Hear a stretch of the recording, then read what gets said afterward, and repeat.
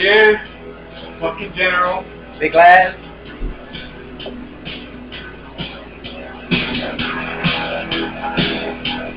We must jam after this. Persevere.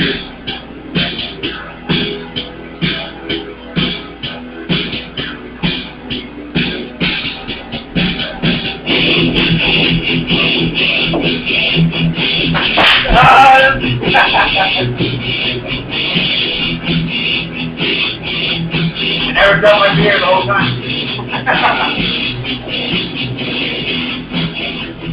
I'm about to start you, right? Yeah. I don't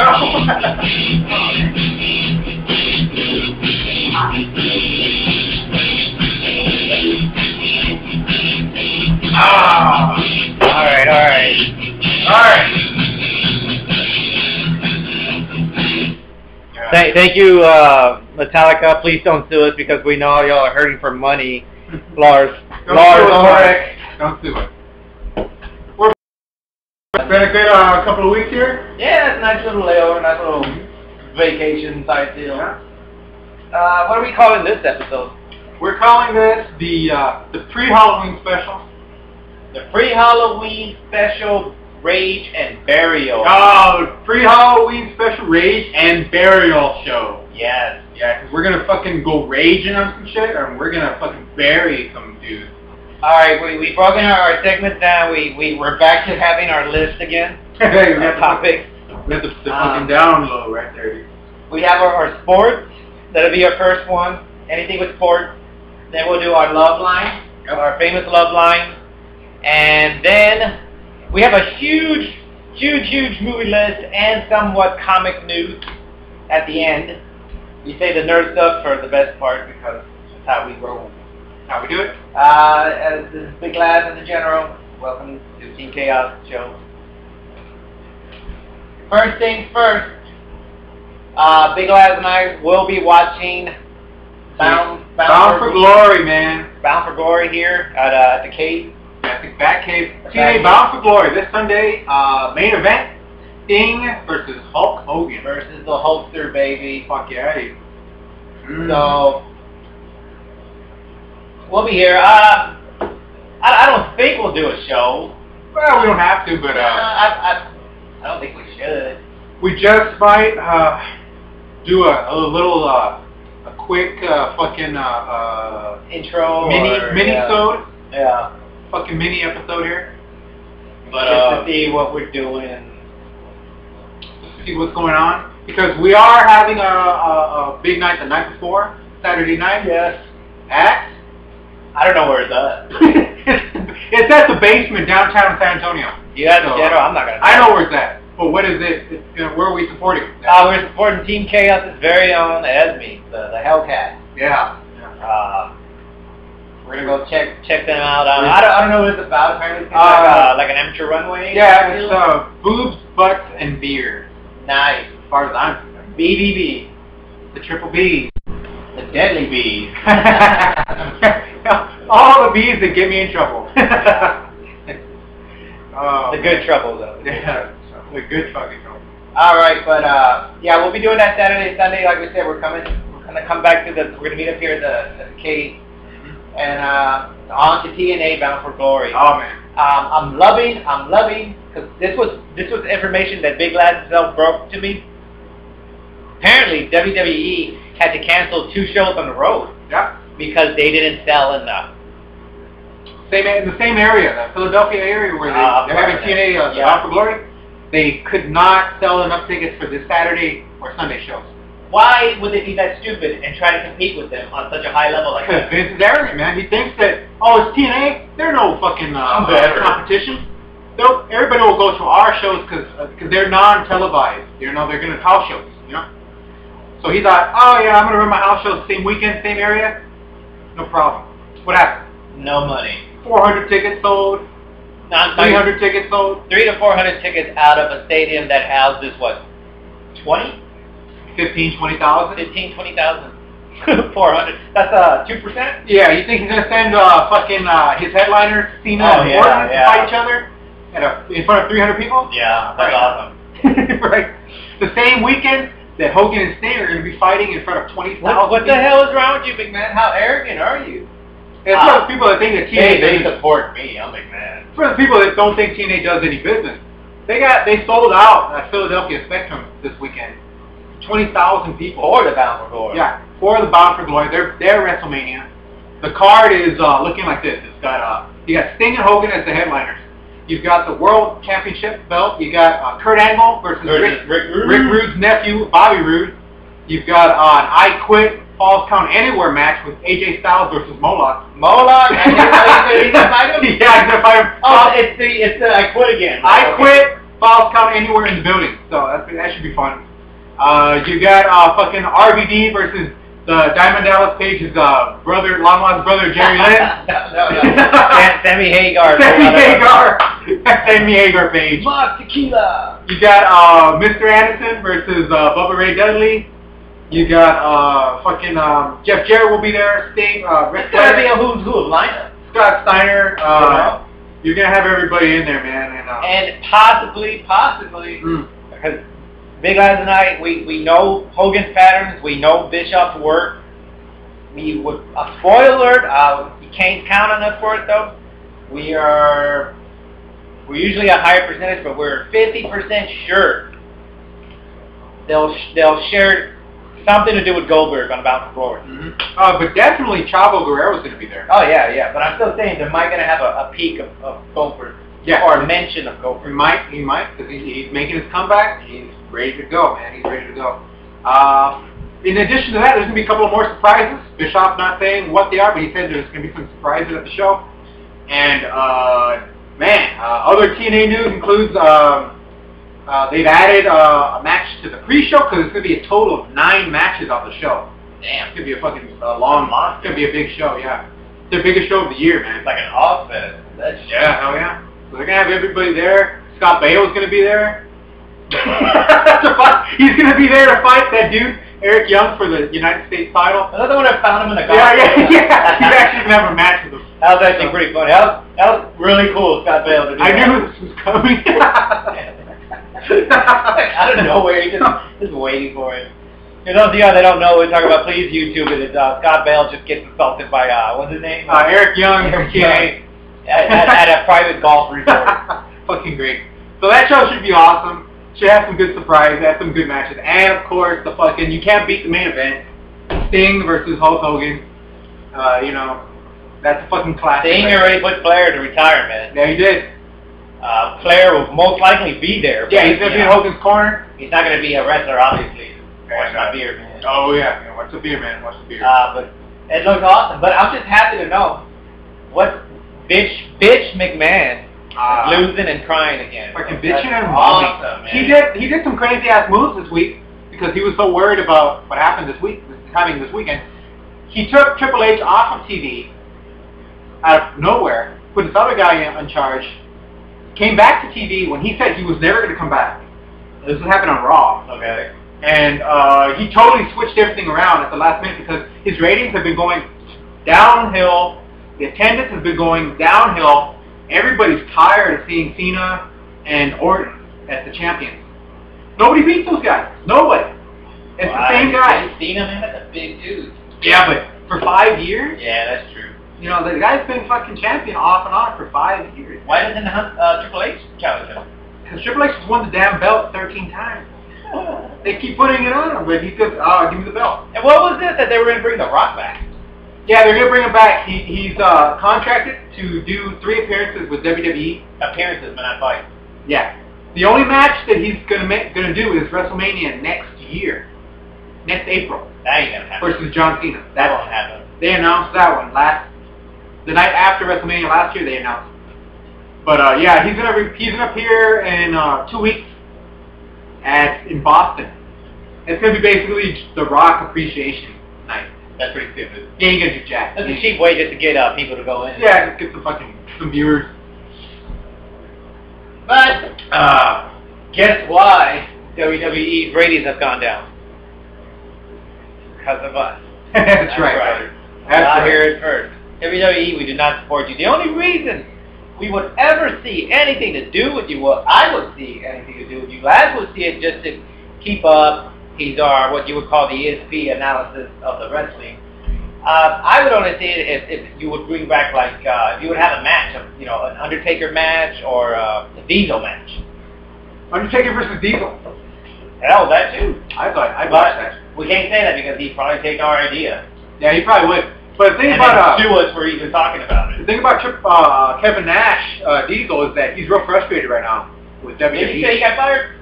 They fired him on storyline, but the thing is that they thought he was too old for TV. That's messed up. Look at all the people on TNA. They told him, they said, "You're too. We think you're not old. You're not young enough." You watched up. Yeah, you're the audience, our WWE audience, which is basically a bunch of fucking 13-year-olds.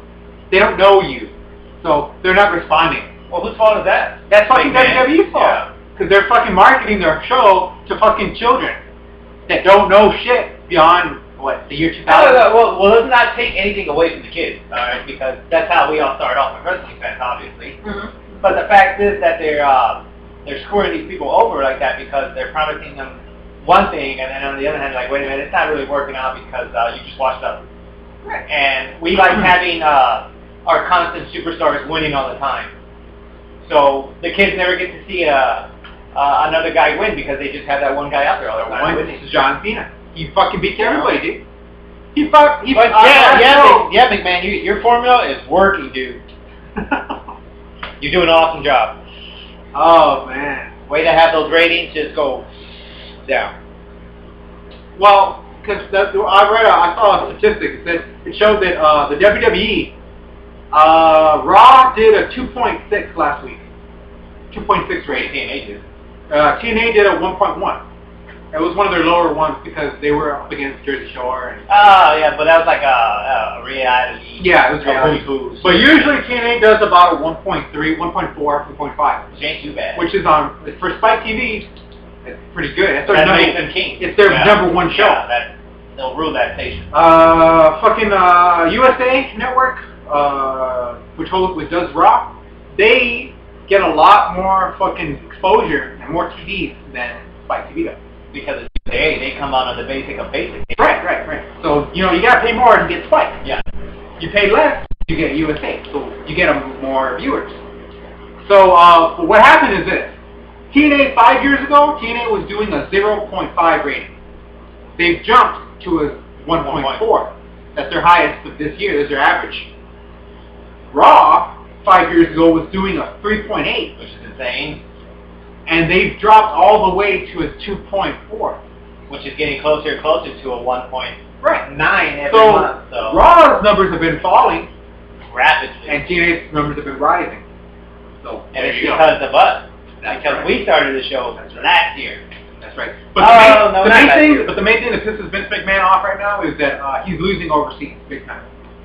TNA's been dominating them in overseas. That's awesome. I love that. For the last about 3 years. You gotta remember, okay, we're happy with losing in America because America's just one country.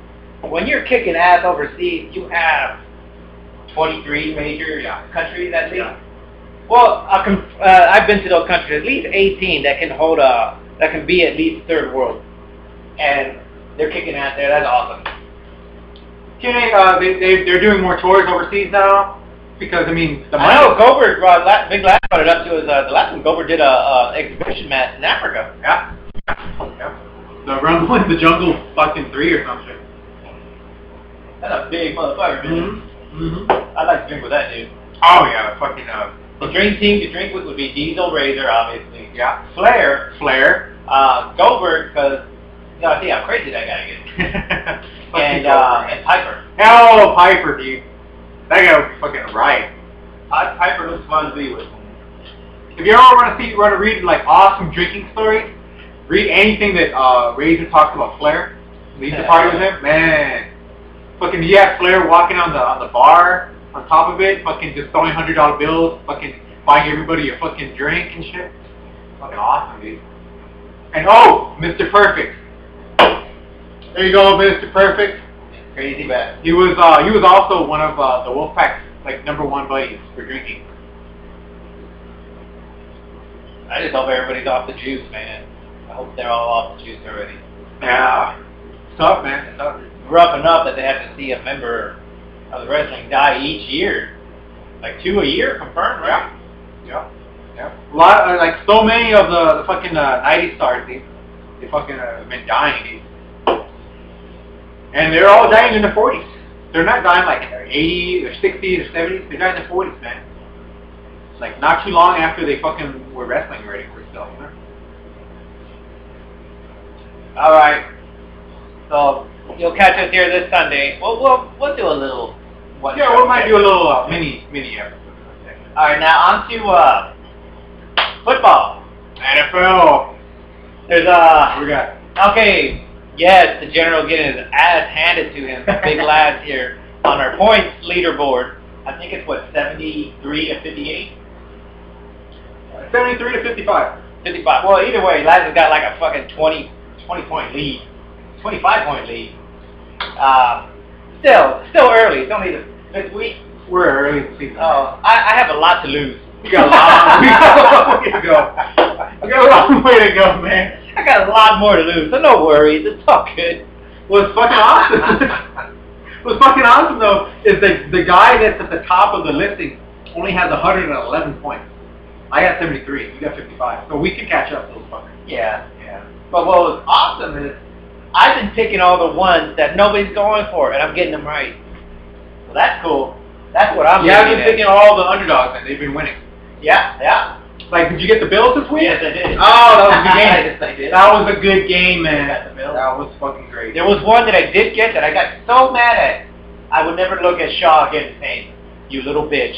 He bitched out. I had the Houston beating Raiders. Oh! Shaw had 6 yards, open lane, into the end zone. What does he do? He gets ballerina feet. He literally goes, twinkle, twinkle, twinkle, twinkle. He sees one guy at the end of the end zone coming at him, and he backs up. He was 2 yards away from the end zone. He could have taken the hit. The ball would have crossed the plane. But no. He gives it up and throws for an interception. He threw it right to him. Right at him. Right fucking to him. Right at him. Like, what the fuck are you doing? And no offense to the Raider Nation or anything, but come on, man. And you know what they called it? They called it a Romo. Yeah.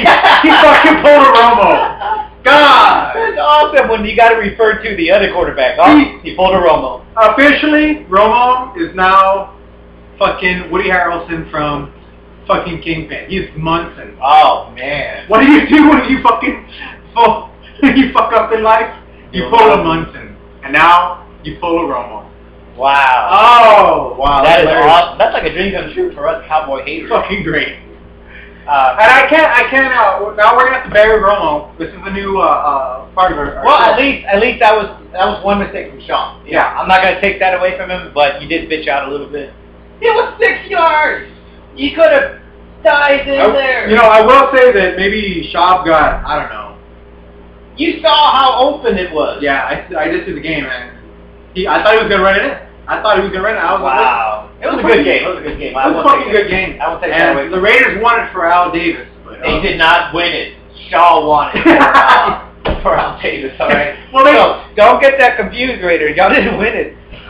Matt Shaw, is that his name? They took it to the end. Or Al Davis. Shaw took it to the end for him. He said, so, he's like, he gave that to them. All right, but apparently there's a new phrase in the NFL it is for called the quarterback. It's called pulling a Romo. Oh. It's messing up during pressure, right?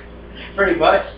Messing up pretty much at any fucking time. Pretty much. It's like doing a fucking inexplicable fucking mistake.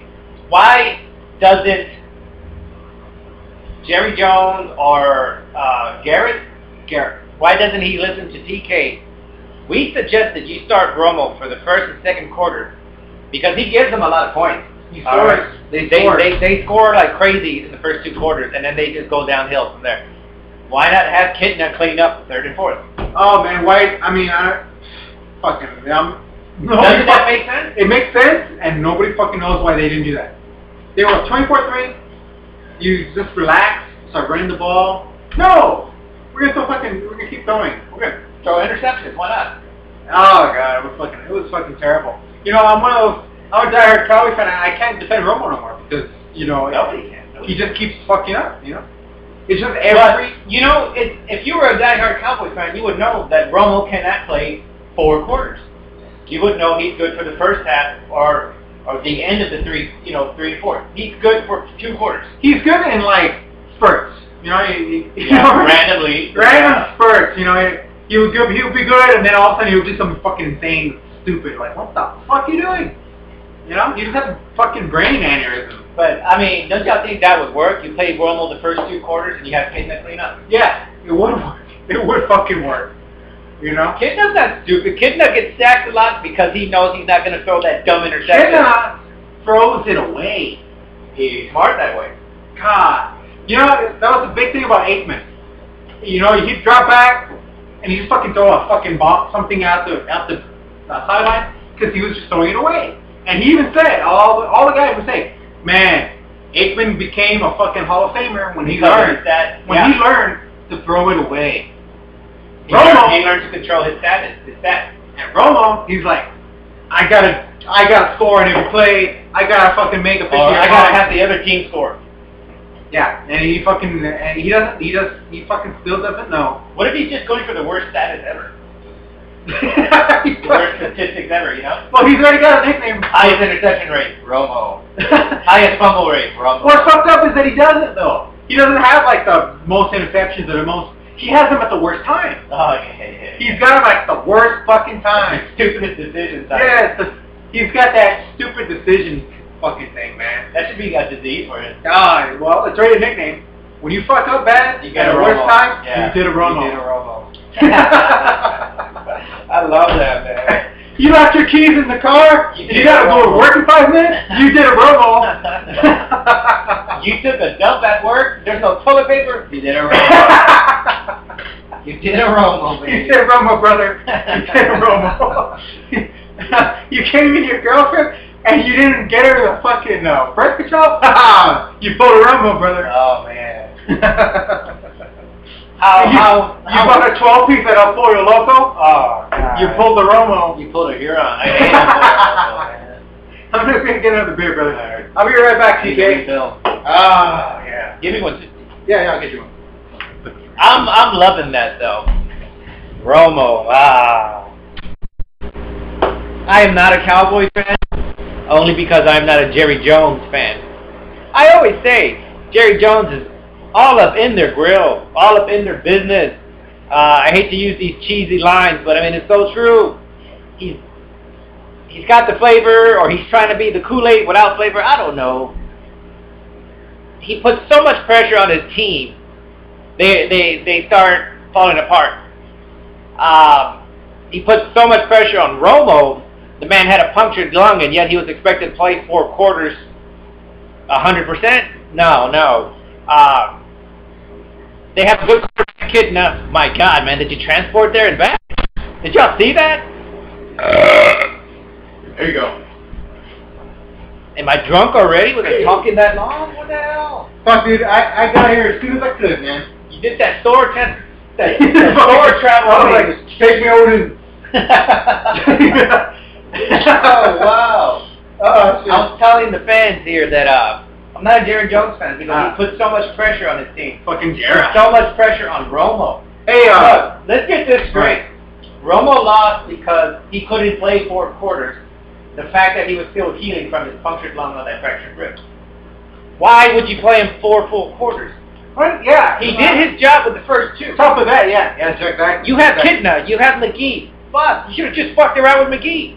Hell, even if they would have lost, it would have been okay because, it was McGee. Fuck, as soon as they went up 27-3, you take him out. Fucking take him out. Take him out. He did his job. I think you give it to Garrett. He's a young coach. This is his first year. No, it's his first year head coach. Yeah. That is not his first year with the team. He knows the organization. Right, he's been there for fucking since he won. It's not Garrett. It's that reptilian, Jerry Jones. It's his birthday today, brother. He must be 108. Fuck that reptilian. He needs to just back off and let the team run itself. Yeah, but if he's so concerned, why don't he just fucking appoint himself head coach? He would have done it a long time ago. He doesn't want nobody to fucking criticize him. So. Well, we see the pressure he's putting on his team, and he doesn't want to admit it. You see that shrug up that Romo did to him at the end of the game? What can you expect here, Joe? The man had a punctured lung. He did his job. The first 2 quarters, you should have taken him out and put in Kitna. Everybody likes Kitna. I like Kitna. Kitna's badass. Kitna's the man. He's Jesus quarterback. I would have, it would have been 100% no interceptions, 3rd and 4th quarter. Kitna don't do that. You know what you do, man? When you're up 27-3, you fucking run it. You take 30 seconds and you run it again. Yeah. You run the clock out, man. All that time. You don't look at that. Throw the ball and throw it. What did Detroit score off of? All the interceptions. All the interceptions. All the interceptions. They had no offense.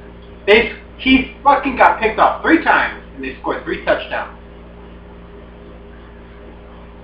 What the fuck happened there? I don't know. So, I'm not really dogging on Romo this time. I think it's funny that they had that phrase, you put a Romo. But I'm not going to blame it on Romo this time. I usually do, but I won't. Because the fact that the man had a bruised ribs and a punctured lung, he did his job the first 2 quarters. He did it, man, but fuck, man. He just fucked up the game, dude. And it was him and Garrett. If Garrett fucked up. Garrett could have said, hey, you know what? I'm going to take Romo out and put Kitna in for the 3rd and 4th. You know what? I think Garrett, he's so, he's arrogant. He's arrogant. He's like, oh, he's good. Okay, we're gonna score 50 points here. Let's throw the ball. He's got 1 arm, coach. He'll be alright. He'll be right. Just throw some dirt on him. Yeah, he'll be alright. He needs to, he needs to just fucking say, you know what? Or stand up to Jerry Jones and be like, let me run it. Let me run this game. Yeah. But we can't assume that Garrett is that dumb and arrogant to say, hey, I wanted to put Kitna in for the 3rd and 4th quarter, but Jerry Jones wanted Romo because that's the moneymaker, obviously. But it is my assessment. I think probably TK's assessment that no matter what happens, I don't see Romo coming back next year as quarterback. Really? You think they'll let him go? Where would he go? He'll probably go to fucking. Oh, no, you know where he'll go? I have something perfect. Will he go as a backup or as a starter? That's the question. Some news came out earlier this week that Sean Payton, the coach of the New Orleans Saints, they're not offering Drew Brees an extension, so it means he'll be a free agent after this year. You know who can use Sean Payton, the head coach of the New Orleans Saints? He's the guy that brought Tony Romo to Dallas. He's also Tony Romo's former coordinator in college, and he tried to get Romo to sign with New Orleans. Oh, really? Yeah, he tried to get him to sign with New Orleans, and when Romo went back to Dallas, he got Drew Brees. All I know is, I think that no matter what plays out this season, no matter if the Cowboys win like 8 games or 9 games or whatever the fuck, I got him going. Romo's gone. 7 and 8. Yeah. Okay. Romo, what happens? I think Romo's gone. They're not gonna. There's no reason to justify keep paying him this money and for these kind of results. Yeah. But I think what happens is that Drew Brees, he's what, 35, 38, and a Super Bowl. Well, New Orleans is not going to re-sign him.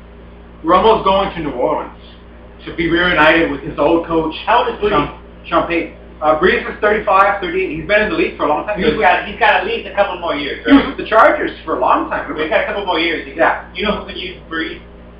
The Colts. Colts need something. Yeah, the Colts need a quarterback. Because that guy they got, Collins. Kerry Collins, a fucking drunk. But you heard it here first. You heard it here on TK first. Check next year. Tony Romo will be the quarterback of the New Orleans Saints. And the Brees will be the quarterback for the Indianapolis Colts. Yeah. That's our prediction. Exactly. If you don't like it, you can go fuck yourself. All right. That's the end of this segment. We'll be back with part 2. We will return.